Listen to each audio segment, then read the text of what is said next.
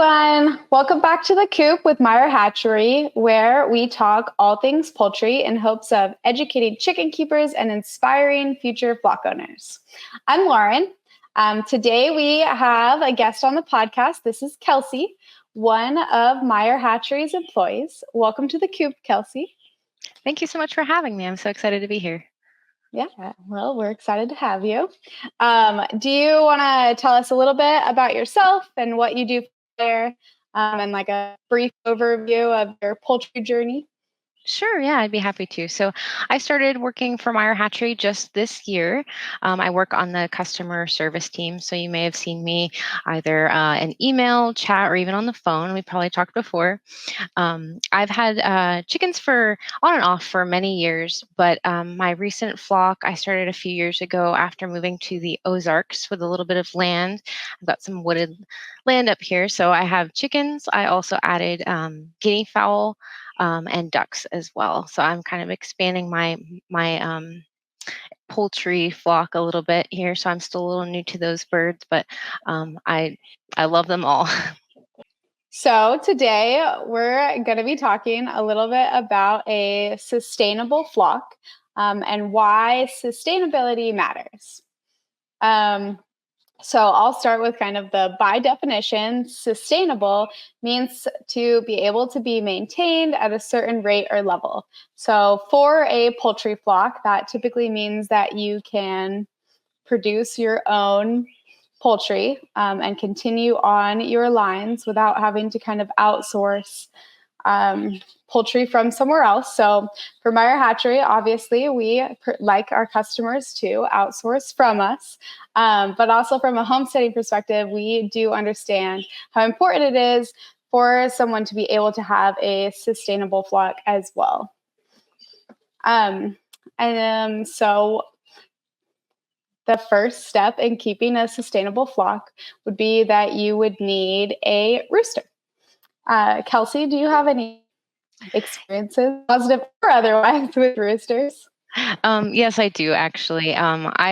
Every chicken flock I've had, I've always had roosters as well. I would say most of the experiences have been positive. I know there's some stories out there where they can be aggressive or difficult, and yes, that can happen. But I feel like I've been fairly lucky. I do keep my flock somewhat as a dual purpose. So any extra roosters we do use to feed our family. So that's part of our, I guess, sustainability here with our flock. But yeah, I definitely love having the roosters. I think that they keep an eye on the sky. They watch out for my hens. I even have a couple that are really great with the chicks as well. If they find a little food, they make that tidbitting sound. They call them over. So I've overall had a really good experience with roosters.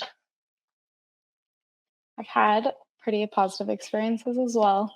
That same thing that you said, where they kind of keep an eye on the sky, and mine will round everybody up even when it's raining. They like run to cover first and scream for everybody to follow. And I think they definitely, even beyond the sustainability of it, just give the hens a little bit of reassurance.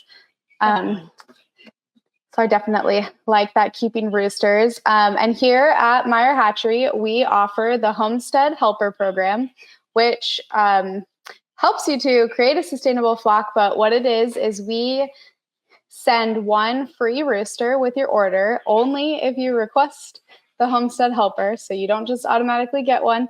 Our birds are sexed, so typically there's not a random rooster in your order, but you can opt in on the Homestead Helper Program and receive a rooster.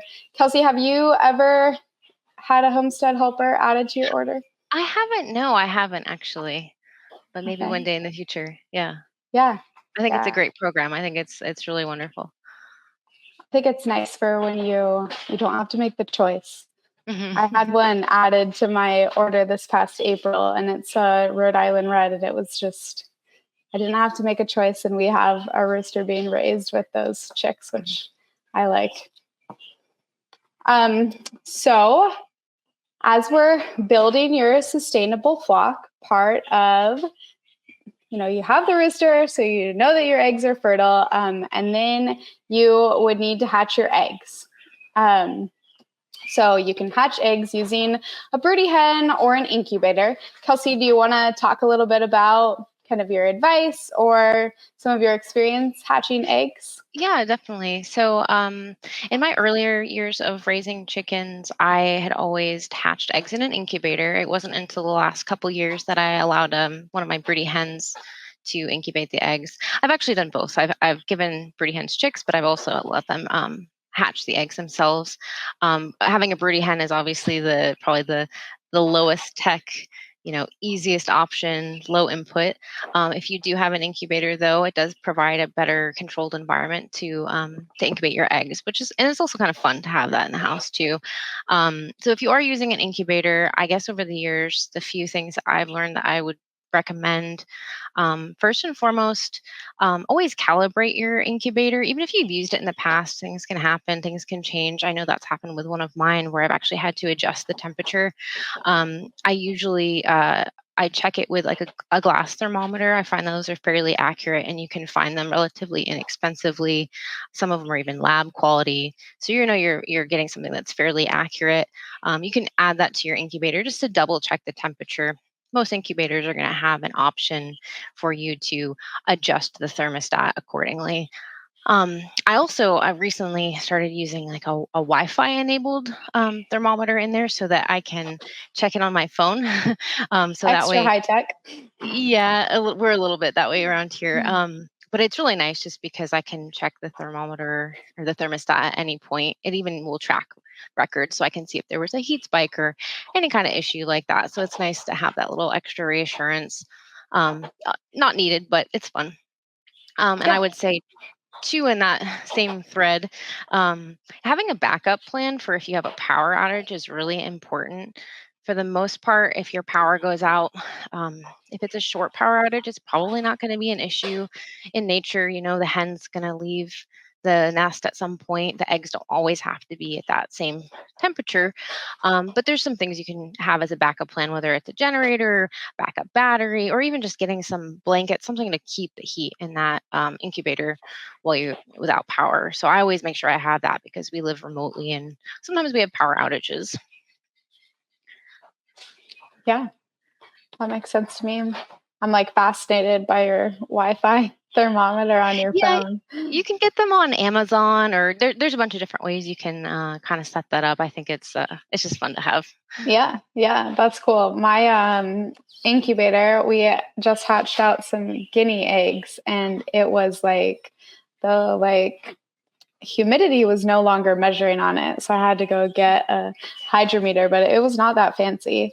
But I kind of like had that thought in the back of my head that like I wish I could just see it. So I love that that's an Yeah. option. So we were talking a little bit about broody hens there. So I've had a little bit of experience hatching with broodies as well.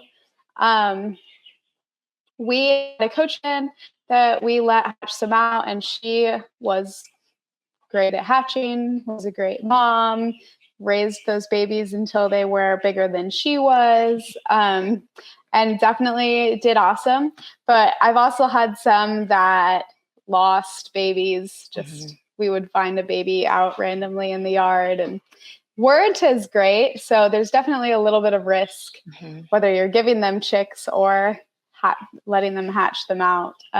We've had some that will leave the nest. They'll stay on the nest for 3 days and then leave it for a full day and things too. So there's definitely some, pros and cons too. Like you were saying, the incubator is definitely a more stable environment. Have you ever, or I guess, what has your favorite broody experience been? I would say, well, I might have a couple. I think what's really intrigued me the most is that I had some hens that were, they've raised their own chicks before. I knew they were good mothers. I wanted to add guineas to my flock. And I actually I had ordered keys. And I had the brooder all set up, but I had a hen that was broody, and I knew she was a good broody. And I thought, well, let's just try it. And I ended up giving those keats to her. She took them, she adopted them, no problem. In fact, I'll still see them hanging out together, free ranging. I had a guinea hatch some of their own eggs or some of their own keats this year too, and that mother hen, she's hanging out with them. So I feel like they they remember each other. I thought it was kind of cool that a hen would just take in the guineas like they're her own. I thought that was really Yeah. cool. Yeah. Yeah, that is cool. I like that mixed species. My guineas have actually done really well at hatching their own clutches out. Oh. And the mom and dad will both work together to raise the babies, which is fun to watch. I do always worry them because they never pick somewhere safe to sit on a clutch or to have their babies sleep at night. They like take them somewhere where I'm like, you are going to get eaten. But yeah, they're definitely different from chickens. They're a little more risk taking. I've learned that, unfortunately. Yeah, absolutely. So some broody breeds, and I don't know, Kelsey, whether you have experience with any of these, so chime in if you do. But like I mentioned, I've used a Cochin before. Those are kind of notoriously broody. Silkies are definitely another one of those, notoriously broody. Sometimes even just choosing one of these breeds and keeping it in your flock, knowing that it will go broody to hatch out chicks in the spring and things for you. I actually didn't know, but typically Americanas are another one that can I wouldn't have guessed, frequently go broody. I actually had one go broody this year, and I was like, wow, I didn't know that you went broody, but they do. And Morans and Orpingtons and also Wyandottes are kind of the top broody breeds. And the nice thing about the Orpingtons too, they're a larger breed, so you can really fit a lot of eggs under them. Oh, absolutely. The chicken absolutely. math gets you with those. Yep. And you're like, well, we might lose some and we might something else. So we'll just stick them all under there. And then you have a whole bunch of chicks. Right. So I know that you talked a little bit about kind of keeping a dual purpose flock. And so one of the positives of keeping a sustainable flock would be that dual purpose. So you know that you can raise your own chicks for meat and to make more laying hens. Do you have a favorite dual purpose breed? I would say over the years, experiencing different breeds, if you're interested in having like a decent meat bird, it's not going to be a Cornish, but I would say the Delawares are a really good option. I personally had raised those in the past. I like those. A breed that I haven't personally raised but I'm interested in would be Buckeyes. I know that those are revered as a really good dual purpose. So I would say one of those heavier egg-laying breeds would be one of your best options, definitely. And they are a heritage breed too, which is nice. Yeah, I've definitely heard that about the Buckeyes, them being a good kind of almost like a delicacy meat-wise. So a good dual-purpose breed. But any of those big breeds, like you said, like the Orpington or even the Morans, kind of can be a decent dual-purpose bird. Did you have anything else sustainability-wise that you wanted to add in here as we're talking about keeping a sustainable flock? I guess I would add, some other things that you can do, and which I'm sure a lot of people already know as they get started with chickens, but they're really great to help with any kitchen scraps you have, extra food. That's a way of reusing that to, supplement your flock's feed. And if you garden, you can even grow some vegetables for your chickens too. That's something that I'd like to get better at, gardening, and having a little bit more to provide them over the winter because it gets, it's cold. There's not as much bugs. It's a little boring. So I'd like to have more for them to eat fresh. So that's maybe one of my sustainability goals that I have for myself. Yeah. And I think that extends, beyond the chickens, kind of that sustaining your flock. And so things like the garden, or, if you were trying to harvest some mealworms or the black soldier fly larva, something like that. Definitely some supplemental feed there. I feel like feed is one of those things that you have to think about when having chickens because you don't realize kind of how expensive it truly is to get to each dozen eggs until you are in the middle of winter and they're not even laying and you're feeding them anyway. Yeah, it's good to plan ahead for that. Yeah. Well, we hope that maybe our listeners learned something new today. Or maybe you've considered having a sustainable flock and now you're ready to take the dive into a rooster. And thank you for listening to the Coop. Be sure to subscribe and please drop us a review.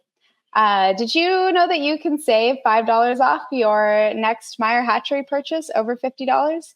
Enter the coupon code THECOOP, no spaces there, at checkout, and it'll take that $5 off of any $50 or more purchase.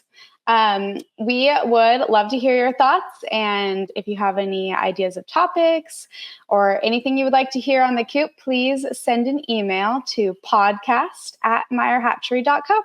We're looking forward to hearing from you. And remember, life is good because we have chickens. Thanks for being here today, Kelsey. Yeah, thank you for having me.